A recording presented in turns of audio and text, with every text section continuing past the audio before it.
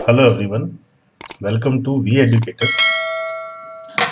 तो इन लेक्चर्स में जो आपको इस चैनल पे मिलते हैं, ये बहुत ही इम्पोर्टेंट लेक्चर्स हैं हर स्ट्रीम के स्टूडेंट के लिए, चाहे वो 11th क्लास में हो, 12th क्लास में हो, आईआईटी या मेडिकल विंग के लिए। तो इन लेक्चर्स में हम कोशिश करते हैं उन इम्पॉर्टेंट टॉपिक्स को लेने का जहाँ से कंसेप्ट वाइज चीज़ें अपने को समझ में आए। साथ में बहुत सारे क्वेश्चंस की प्रैक्टिस यहाँ पे की जाती है जो आपके एक रेगुलर प्रैक्टिस या ऑब्जेक्टिव क्वेश्चन प्रैक्टिस में बहुत हेल्पफुल रहेंगे। तो आज का जो अपना सेशन है, इसमें हम बात करेंगे एप्लीकेशंस ऑफ एरोमेटिसिटी का। तो जैसा कि पुराने लेक्चर्स में हमने पढ़ा है, साइक्लिक स्ट्रक्चर्स को उनके स्ट्रक्चर के बिहाफ पे, रेजोनेंस के पैटर्न के बिहाफ पे और पाई इलेक्ट्रॉन की काउंटिंग के बिहाफ पे तीन पार्ट में डिवाइड किया जाता है। एक हो जाते हैं एरोमेटिक कंपाउंड्स, एक हो जाते हैं नॉन एरोमेटिक कंपाउंड्स और एक स्पीशीज का वैरायटी होता है एंटी एरोमेटिक।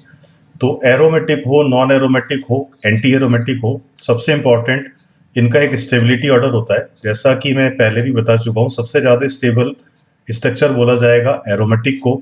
सेकंड नंबर पे स्टेबिलिटी रहता है नॉन एरोमेटिक कंपाउंड्स का, और सबसे कम स्टेबल या रूम टेम्परेचर पे ऑलमोस्ट अनस्टेबल जो स्ट्रक्चर्स हैं वो रहता है अपना एंटी एरोमेटिक।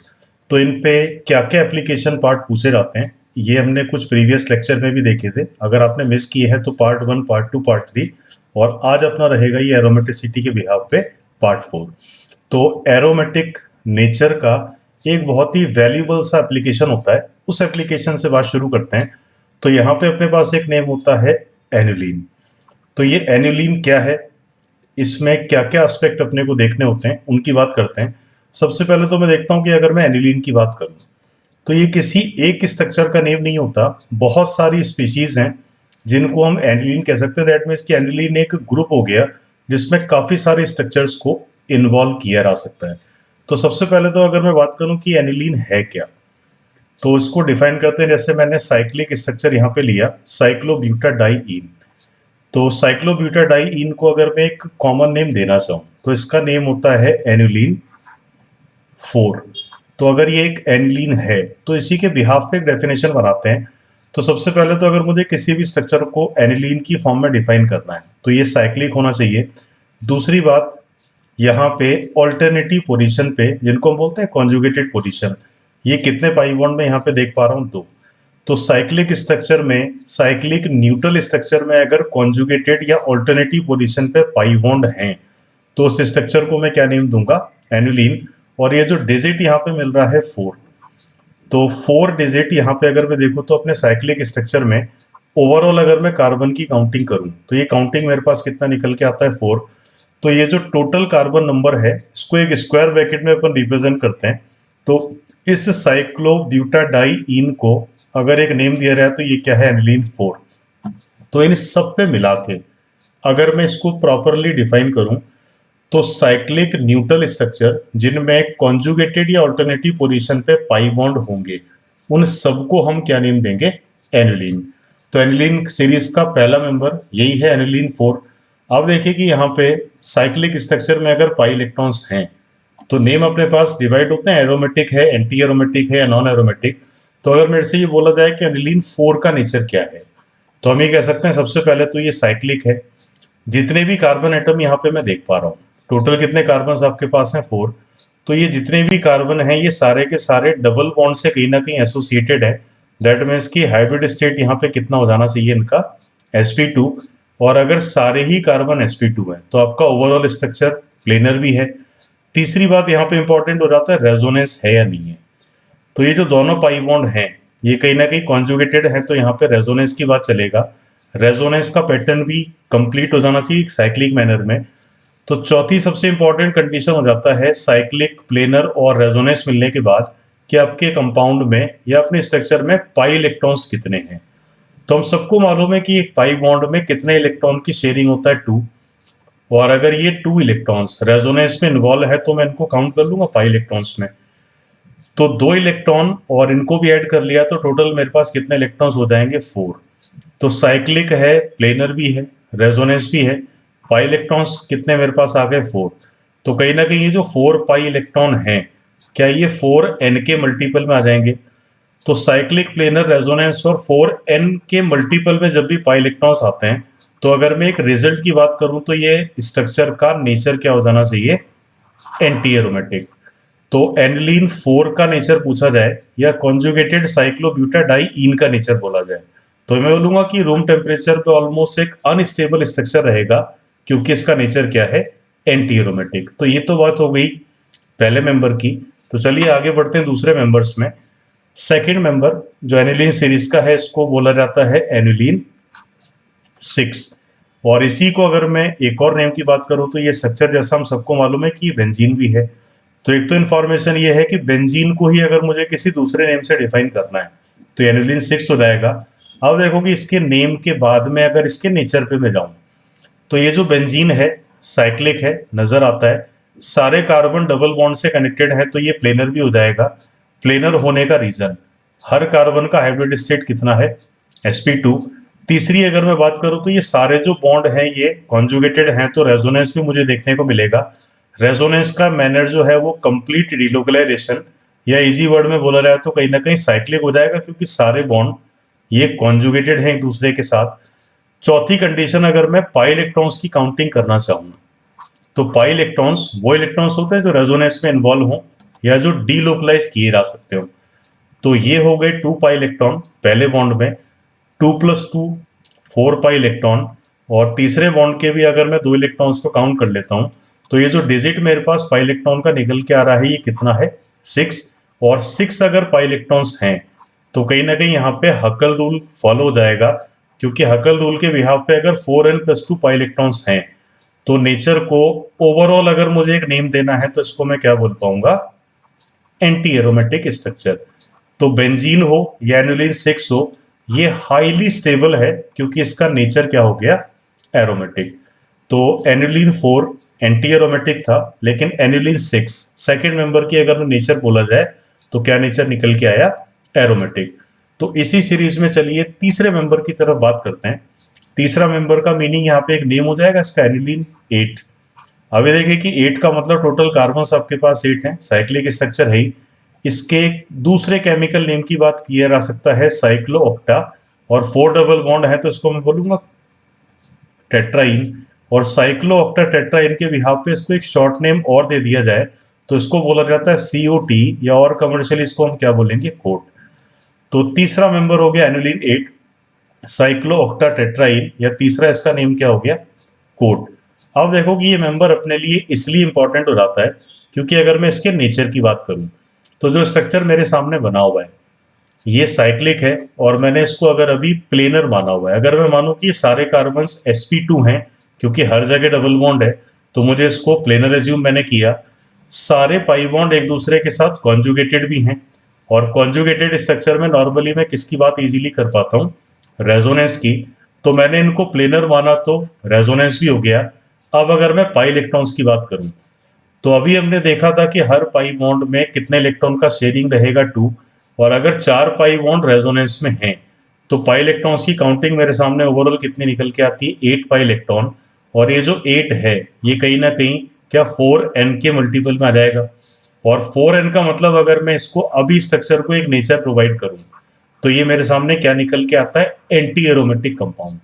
अब देखोगे अगर मैं इसको साइक्लिक प्लेनर रेजोनेटिंग और 8 पाई इलेक्ट्रॉन कंटेनिंग स्पीशीज मानूं, तो ये एंटी एरोमेटिक है। अब मेरे सामने यहाँ पे सोचने के लिए दो बात आती है कि अगर मैंने इसको एंटी एरोमेटिक स्ट्रक्चर मान लिया तो कहीं ना कहीं तो रूम टेम्परेचर पे अनस्टेबल हो जाएगा। और ये भी मुझे पता है कि कोई भी कंपाउंड, कोई भी आयन हो, रेडिकल हो या न्यूट्रल कंपाउंड हो, वो रूम टेम्परेचर और नॉर्मल टेम्परेचर प्रेशर पे अपने आप को उस स्ट्रक्चर में कन्वर्ट करके रखता है जहां पे उसकी स्टेबिलिटी मैक्सिमाइज हो जाए।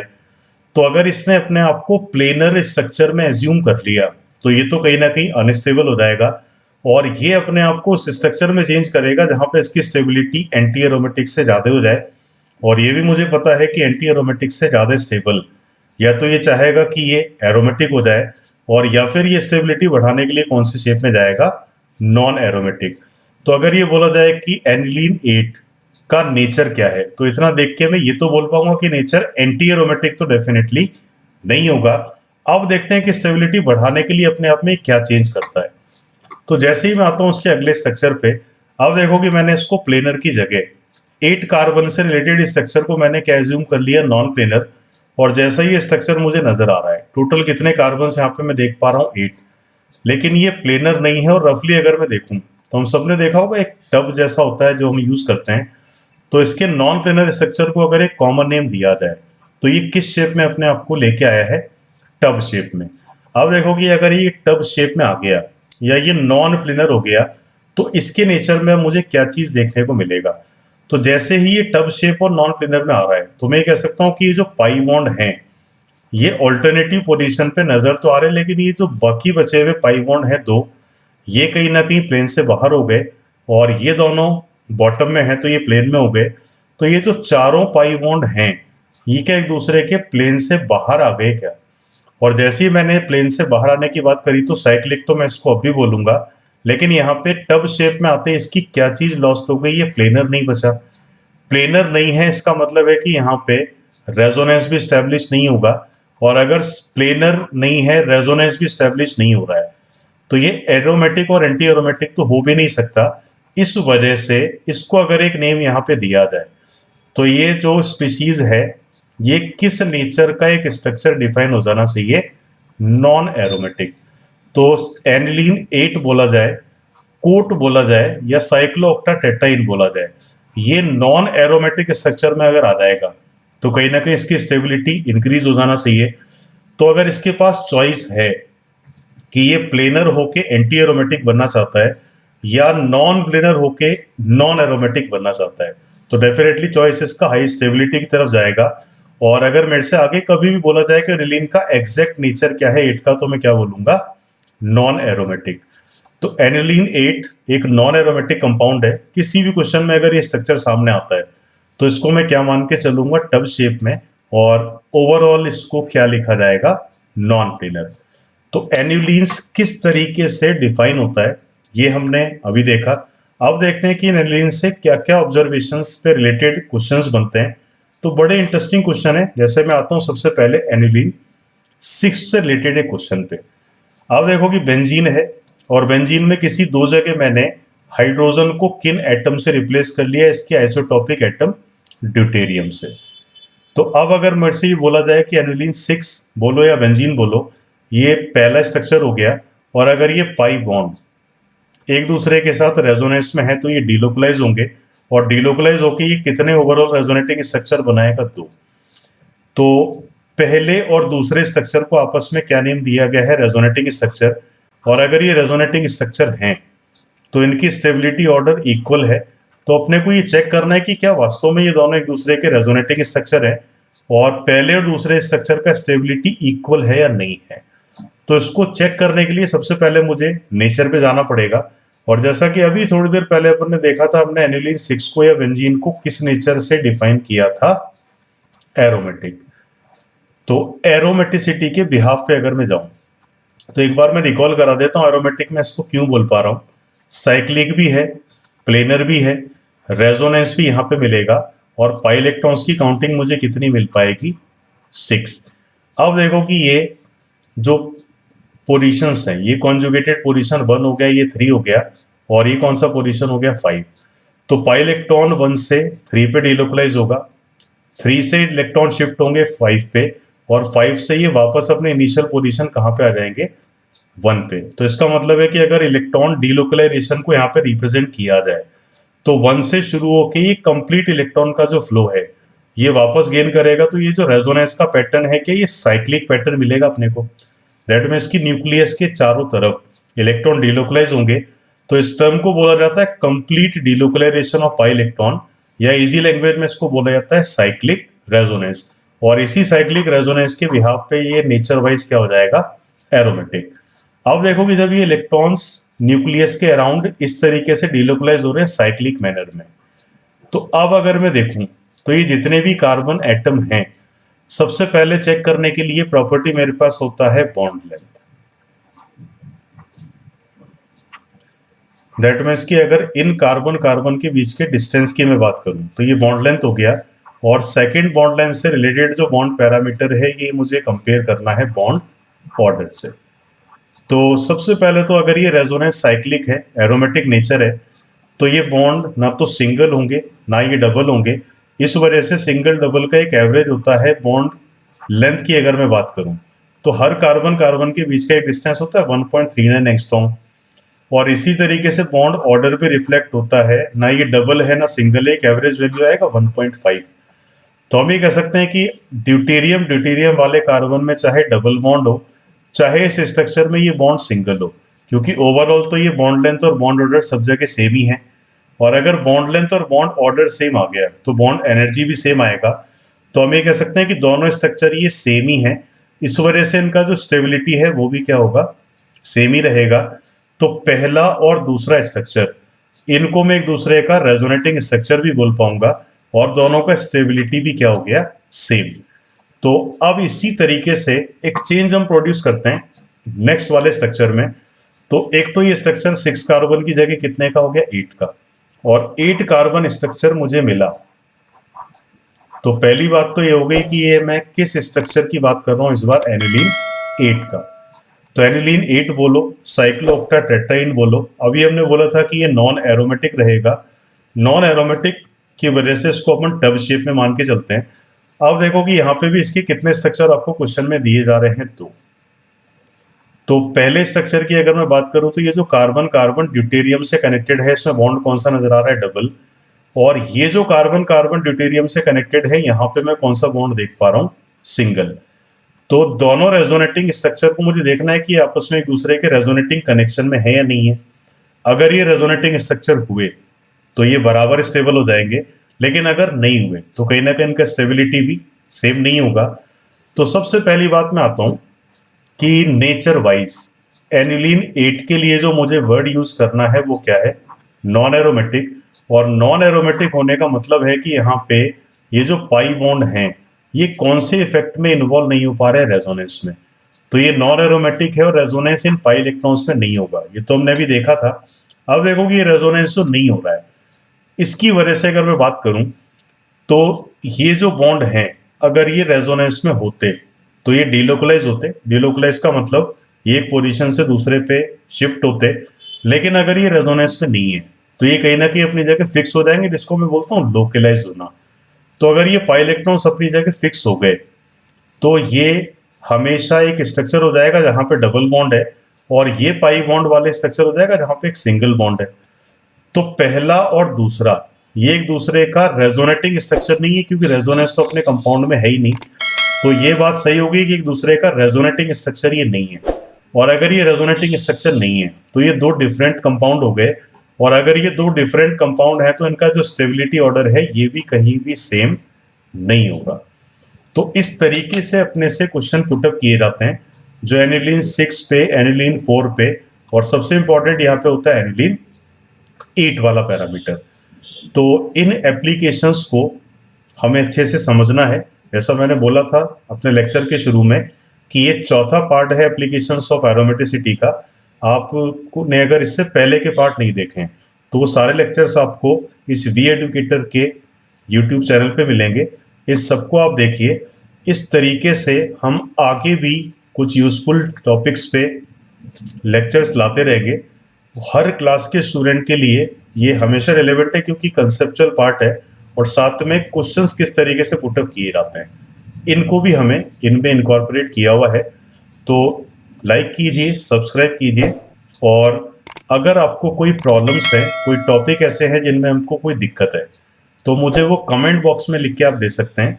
कमेंट बॉक्स में जो भी आप टॉपिक लिखेंगे तो डेफिनेटली आपको वो अगले आने वाले कुछ लेक्चर्स में मिलेंगे। तो अभी के लिए इन एप्लीकेशंस को आप एक बार अच्छे से समझो। कोई प्रॉब्लम आता है उसके लिए एक टेलीग्राम चैनल भी है, जिसका लिंक आपको इसी चैनल पे मिलेगा। उसके सब्सक्राइब आप कर सकते हैं। वहाँ पे कुछ इंपॉर्टेंट चीज़ें, जैसे क्वेश्चन प्रैक्टिस के लिए क्वेश्चन बैंक मिलेगा, हर टॉपिक से रिलेटेड कुछ इंपॉर्टेंट प्रॉब्लम्स है जिनको बोला जाता है डेली प्रैक्टिस प्रॉब्लम्स, वो आपको टेलीग्राम चैनल पे मिलेगा। उसको भी आप सब्सक्राइब कर सकते हैं। इस इंफॉर्मेशन में एक लिंक आपको मिलेगा चैनल वीडियो के साथ चैनल पे। तो ओके स्टूडेंट्स, नेक्स्ट लेक्चर में जीओसी के दूसरे इंपॉर्टेंट एप्लीकेशन को कवर करेंगे। Okay, thank you.